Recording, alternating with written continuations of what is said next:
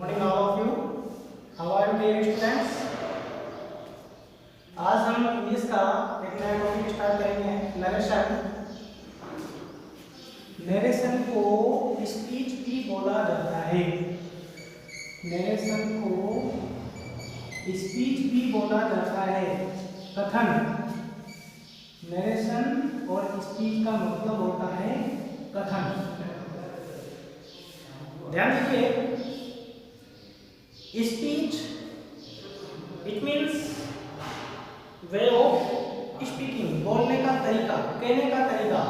तो कहने का तरीका जो है दो प्रकार का होता है, एक तो डायरेक्ट स्पीच और एक इनडायरेक्ट स्पीच। तो इंग्लिश में स्पीच को कितने भागों में डिवाइड करेंगे स्टूडेंट्स? एक तो डायरेक्ट स्पीच, डायरेक्ट स्पीच और इनडायरेक्ट स्पीच। ये दो पार्ट हो गए स्टूडेंट्स, ध्यान रखना। इनडायरेक्ट स्पीच,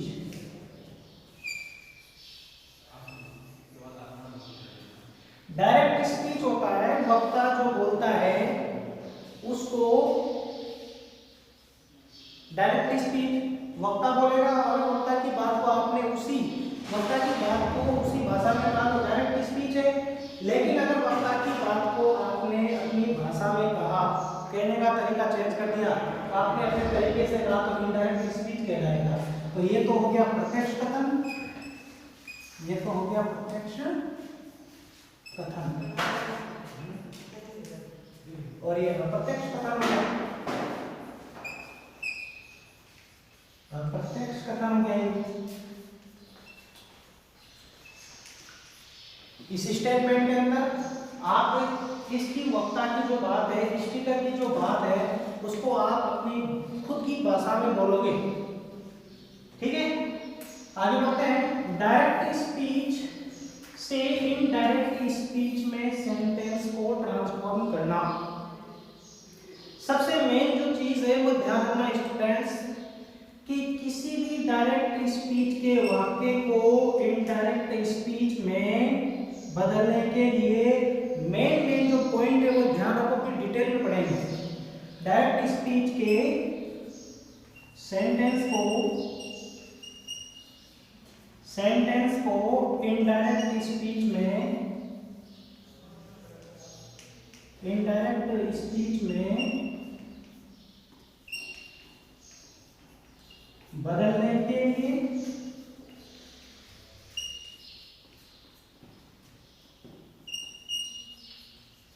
ध्यान रखने योग्य बातें। देखो स्टूडेंट्स, यहाँ कॉन्सेप्ट क्लियर है। कोई सा भी सेंटेंस आ जाए, सबसे पहले रिपोर्टिंग वर्ब को बदलना। रिपोर्टिंग वर्ब को बदलना, सबसे पहला काम आपको रिपोर्टिंग वर्ब चेंज करनी है। रिपोर्टिंग वर्ब को बदलने के बाद दूसरे नंबर पे आपको क्या करना है? कनेक्टिव लगाना है। क्या लगाना है? कनेक्टिव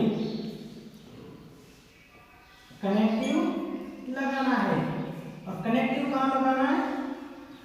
कहाँ लगाना है? रिपोर्टिंग वर्ब व रिपोर्टेड स्पीच के वाक्यों के बीच कहाँ लगाना है? सबसे मेन बात है रिपोर्टिंग वर्ब को चेंज करना। कोई सा भी वाक्य आ जाए, सबसे पहला पॉइंट आपका ये रहेगा कि रिपोर्टिंग वर्ब को ट्रांसफॉर्म कीजिए। दूसरे नंबर पे दोनों आरएस, देखो आर भी रिपोर्टिंग वर्ब और रिपोर्टेड स्पीच दोनों वाक्यों के बीच में उचित कनेक्टिव लगाना है। तीसरे नंबर पे आपको क्या करना है? तीसरे नंबर पे प्रोनाउन चेंज करना है। क्या चेंज करना है? प्रोनाउन चेंज करना है। चेंज करना है। बिल्कुल परीक्षा के लिए इजी हो जाएगा स्टूडेंट्स। पहले नंबर पे रिपोर्टिंग वर्ब बदल दो, दूसरे नंबर पे दोनों वाक्यों में जो उचित कनेक्टिव है वो लगा दो, प्रोनाउन चेंज कर दो, और चौथे नंबर पे टेंस बदलना है। आपको टेंस बदलना है। तो ये बातें तो आपको कंप्लीट चाहिए। पहले नंबर पे आप रिपोर्टिंग वर्ब चेंज कर दो, दूसरे नंबर पे दोनों वाक्यों के बीच में कनेक्टिव लगा दो, दोनों वाक्यों के बीच में, और तीसरे नंबर पे प्रोनाउन चेंज करना है। प्रोनाउन कब चेंज करना है? जब आपके उधर रिपोर्टेड स्पीच के वाक्य में फर्स्ट पर्सन सेकंड पर्सन होगा तो प्रोनाउन चेंज करो, और अगर दोनों वाक्यों के बीच में फर्स्ट पर्सन और सेकंड पर्सन नहीं होता है, थर्ड पर्सन आ जाता है, तो टेंशन नहीं लेना है, फिर तो प्रोनाउन जैसा का जैसा लिखना है। इसके बाद टेंस बदलना है। टेंस कब बदलना है? जब रिपोर्टिंग वर्ब पास्ट टेंस के अंदर होगी। ये ध्यान रखना, सबसे इंपॉर्टेंट बात है। अगर आपकी रिपोर्टिंग वर्ब पास्ट टेंस में है तो आपको टेंस बदलना है, अदरवाइज टेंस की टेंशन भी नहीं लेनी है। प्रेजेंट और फ्यूचर होगा तो टेंस नहीं बदलना है। पास्ट टेंस की अगर रिपोर्टिंग वर्ब होगी तो आपको टेंस बदलना है। ये तो इंपॉर्टेंट बातें थी जो आपको ध्यान रखनी थी सबसे मेन। आगे बढ़ते हैं। अब अपने सामने बात आती है कि डायरेक्ट स्पीच के सेंटेंस को इनडायरेक्ट स्पीच में बदलने के लिए क्या क्या करना पड़ता है। डायरेक्ट स्पीच का कोई भी सेंटेंस हो उसको इनडायरेक्ट स्पीच में बदलने के लिए कौन कौन सी बातें ध्यान रखनी पड़ेगी, ठीक है स्टूडेंट्स। सबसे पहले तो रिपोर्टिंग वर्ब चेंज करनी है। रूल नंबर फर्स्ट सबसे इंपॉर्टेंट है, रिपोर्टिंग वर्ब चेंज करनी है। रिपोर्टिंग वर्ब को चेंज करो, सबसे पहले रूल नंबर फर्स्ट है डायरेक्ट स्पीच के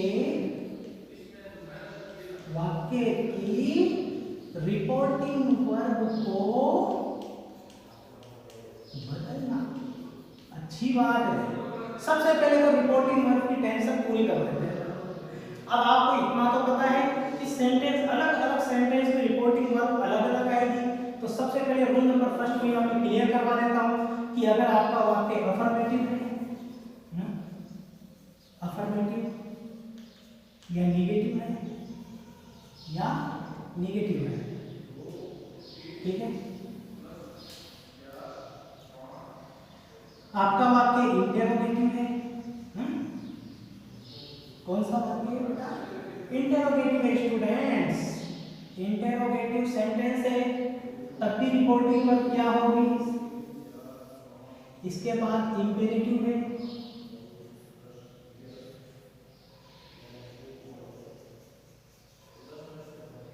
इंपेरेटिव है। इंपेरेटिव के अलावा आपका वाक्य ऑप्टेटिव है, ऑप्टेटिव है। आपका वाक्य एक्सक्लेमेटरी है,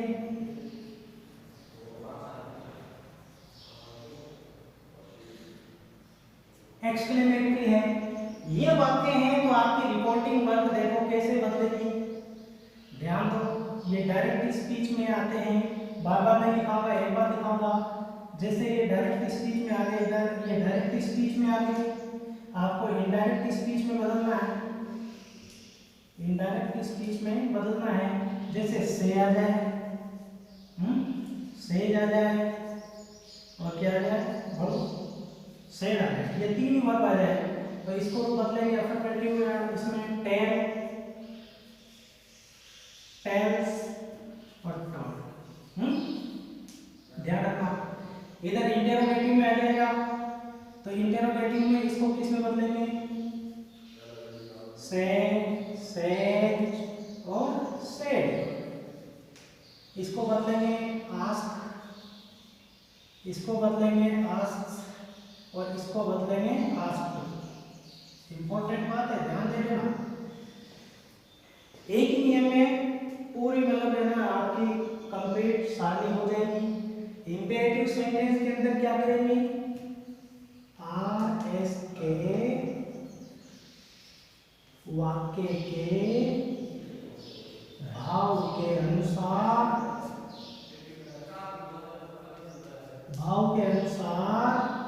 रिपोर्टिंग वर्ब को बदलते हैं। यहां ध्यान देना, इसकी कोई फिक्स रिपोर्टिंग वर्ब नहीं है। वाक्य का भाव कैसा है उसके अनुसार रिपोर्टिंग वर्ब बदलनी है। जैसे पहले नंबर पे अगर आदेश का भाव है, आदेश यानी ऑर्डर है, स्टेटमेंट में अगर आदेश दिया जा रहा है, आदेश का भाव है, तो क्या कर देंगे, से को ऑर्डर्ड कर देंगे। ठीक है। अगर मान लो रिक्वेस्ट का है, रिक्वेस्ट का है, रिक्वेस्ट मीन्स होता है निवेदन, रिक्वेस्ट का है तो इसको रिक्वेस्टेड कर देंगे। एडवाइस का है तो इसको एडवाइज्ड कर देंगे। यहां ध्यान देना, एडवाइस का मतलब है सलाह, ये नाउन है, और एडवाइज्ड वर्ब है, ये ध्यान देना। यहाँ सी अरे यहाँ सी है, एस आएगा। इसके अलावा अगर मान लीजिए इस वाक्य में फॉर मतलब मनाही का भाव है, किसका भाव है, फॉर बैड, मनाही, मनाही का भाव है, तो इसको फॉर बैड कर देंगे। ये तो हो गया आपका इंपेरेटिव, अच्छी तरह समझ लेना। ऑब्जेक्टिव में भी क्या करेंगे, वाक्य के भाव के अनुसार, वाक्य के भाव के अनुसार रिपोर्टिंग वर्ब को बदलते हैं। वाक्य का जो भाव है तो उसके अनुसार रिपोर्टिंग वर्ब को बदलते हैं। अगर मान लीजिए वाक्य में कर्स है, श्राप का भाव है, कर्स यानी श्राप का भाव है, तो कष्ट कर देंगे। कष्ट कामना का भाव है, वो तो फिर वाक्य करेंगे तो पूरी डिटेल हो जाएगी। विश यानी कामना का भाव है, तो विश कर देंगे। ठीक है, वाक्य के अनुसार। अब एक्सक्लेमेटरी में भी वही, एक्सक्लेमेटरी में भी वाक्य का, वाक्य के भाव के अनुसार, भाव के अनुसार रिपोर्टिंग वर्ब बदलते हैं, बदलते हैं। ठीक है, जैसे मान लो खुशी है, जॉय है, खुशी, खुशी का भाव है, तो इसको लिख देंगे एक्सप्लेन्ड विद जॉय। इस तरीके से रिपोर्टिंग वर्ब को बदलना है, डिटेल में अपन पढ़ेंगे। तो रूल नंबर फर्स्ट क्लियर हो गया कि अफर्मेटिव सेंटेंस आ जाए या नेगेटिव आ जाए, असर्टिव बोलते हैं, दोनों वाक्यों को एक शब्द में बोलते हैं असर्टिव। असर्टिव में दो पार्ट होते हैं, अफर्मेटिव और नेगेटिव। अगर से आ जाए तो टेल कर देंगे, सेज आ जाए तो टेल्स कर देंगे, और सेड आ जाए तो टोल्ड कर देंगे। कब करेंगे, जब वाक्य आपका अफर्मेटिव या नेगेटिव होगा। कहने का मतलब वाक्य के अंत में फुल स्टॉप है। इंटेरोगेटिव सेंटेंस, इंटेरोगेटिव की सबसे बड़ी पहचान है कि पीछे है ना प्रश्न, क्वेश्चन मार्क आता है, प्रश्न चिन्ह आता है, ये सबसे बड़ी पहचान है। से आएगा तो आस्क कर देंगे, सेड आएगा तो आस्क कर देंगे, और सेड आएगा तो आस्क कर देंगे। इसको inquire of, inquires of, inquired of में भी बदलते हैं, नोट कर लेना बात। आस्क, आस्क, आस्क, और इंक्वायर्ड में भी बदलते हैं, नोट कर लेना। इंपेरेटिव, ऑब्जेक्टिव और एक्सक्लेमेटरी सेंटेंस के अंदर रिपोर्टिंग वर्ब फिक्स नहीं है। वाक्य का जो सेंस है, कहने का जो स्टेटमेंट है, जो डबल इन्वर्टेड कॉमा में जो स्टेटमेंट आएगा उसका भाव पहचान करके उसके अनुसार रिपोर्टिंग वर्ब को चेंज करते हैं। अब आगे अपन चलते हैं रूल नंबर सेकंड की ओर। रिपोर्टिंग वर्ब बदलने वाला हो गया। अब रिपोर्टिंग वर्ब बदलने के बाद अपन क्या करेंगे, कनेक्टिव पढ़ने हैं, इनका कनेक्टिव क्या क्या लगेगा इसी सारणी में पढ़ लेते हैं, ताकि फिर आपको दिक्कत न हो। फिट तरीका यूज करो कि कहाँ क्या कनेक्टिव लगेगा, ये नोट कर लेना, कहाँ क्या कनेक्टिव लगेगा। दूसरा नंबर जो रूल है अपना वो क्या रहेगा, डीएस के वाक्य, ये तो रिपोर्टिंग वर्ब हो गई। एक बात ध्यान रखना, रिपोर्टिंग वर्ब के बाद जो टू आएगा उसको हटा देंगे, उसको ऐसे ओरली समझा दूंगा। रूल नंबर सेकंड में क्या करना है आपको, कनेक्टिव का यूज। अब ध्यान दो कनेक्टिव का यूज कैसे करेंगे। सबसे पहले देखो, अगर आपका वाक्य आता है अफर्मेटिव आता है तो दोनों वाक्यों के बीच में दैट लगाना है। क्या लगाना है आपको, दैट लगाना है। इंटेरोगेटिव आ जाता है, ध्यान दीजिए। तो आपको देखो, जब अगर हेल्पिंग वर्ब से वाक्य शुरू है ना, हेल्पिंग वर्ब से वाक्य शुरू है, वाक्य शुरू है, तो आपको इफ लगाना है। क्या लगाना है, इफ। पहला पॉइंट नोट करना। दूसरा पॉइंट, अगर आपका वाक्य WH वर्ड या QW से शुरू है, तो IDS में उसी WH वर्ड या QW को लिखते हैं। बात को अच्छी तरह समझ लेना, ध्यान दीजिए। अफर्मेटिव नेगेटिव में तो दैट लगेगा, फिक्स है। हेल्पिंग वर्ब से अगर आपका इंटरोगेटिव सेंटेंस शुरू होता है तो दोनों वाक्यों के बीच में इफ लगाना है इनडायरेक्ट स्पीच में बनाते समय। और अगर मान लो आपका वाक्य QW किसी भी क्वेश्चन वर्ड से, मान लो आपका वाक्य वोट से शुरू होता है तो दोनों वाक्यों के बीच में वोट लगेगा। वाई से शुरू होता है वाई लगेगा, हु से शुरू होता है हु लगेगा, हाउ से शुरू होता है तो हाउ लगेगा। स्टूडेंट्स ध्यान देना, इसका कनेक्टिव ये रहेगा सेकंड टाइप। और एग्जाम में इन दोनों में से वाक्य 100% पूछे जाते हैं। इसमें से आपको हर एग्जाम में आपको सेंटेंस मिलेंगे, तो ये बात सबसे महत्वपूर्ण है। अब आ जाओ आप इंपेरेटिव। तो इंपेरेटिव में सबसे मेन है, इंपेरेटिव के वाक्यों में टू लगता है, ध्यान देना। टू, जितने भी इंपेरेटिव सेंटेंस है उनमें टू लगता है, टू लगता है, ठीक है। लेकिन लेट्स से अगर आपका वाक्य शुरू है, लेट्स से वाक्य शुरू है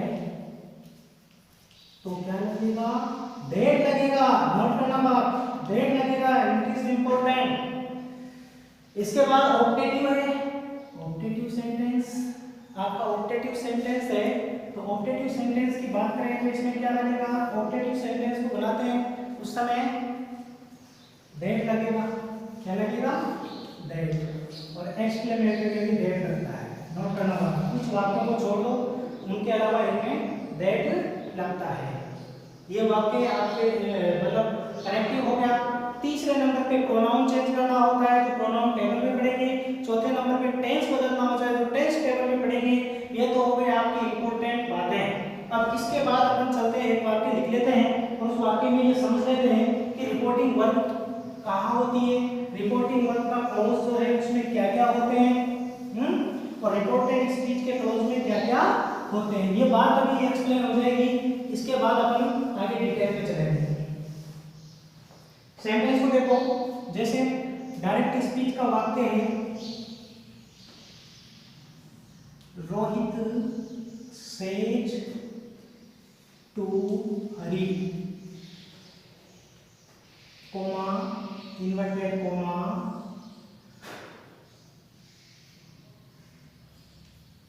he is reading a book। अब सेंटेंस को अच्छी तरह देखिए, क्या कह रहा है ये, कहने वाला को देखो, ये पूरा जो क्लोज है ये रिपोर्टिंग वर्ब का क्लोज कहलाता है। रिपोर्टिंग वर्ब का क्लोज, और ये रिपोर्टेड स्पीच का क्लोज कहलाता है।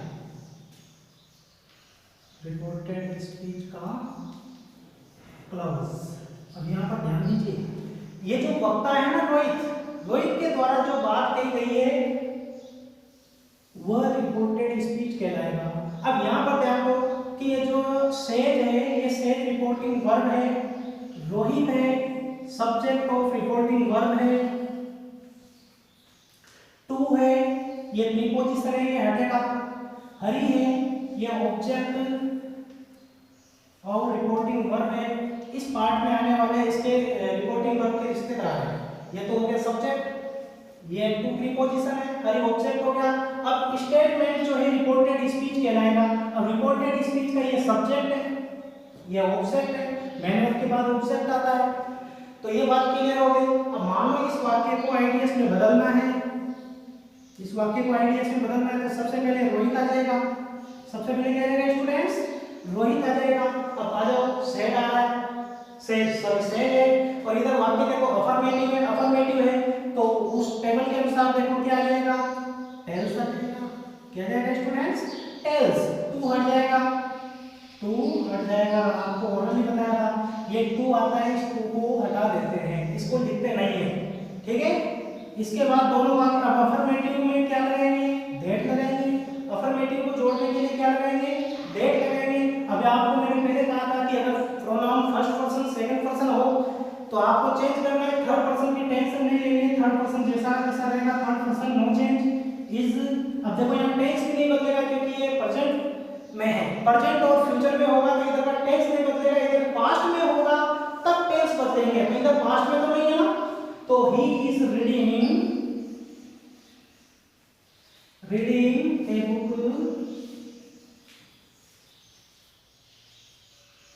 स्टूडेंट्स बहुत इजी है, कोमा इन्वर्टेड कोमा को हटा देंगे, कोमा इन्वर्टेड कोमा को हटा देंगे क्योंकि अब ये बात है ना दोनों वाक्य एक हो गए, दोनों वाक्य एक हो गए तो इनको क्या कर देंगे, हटा देंगे।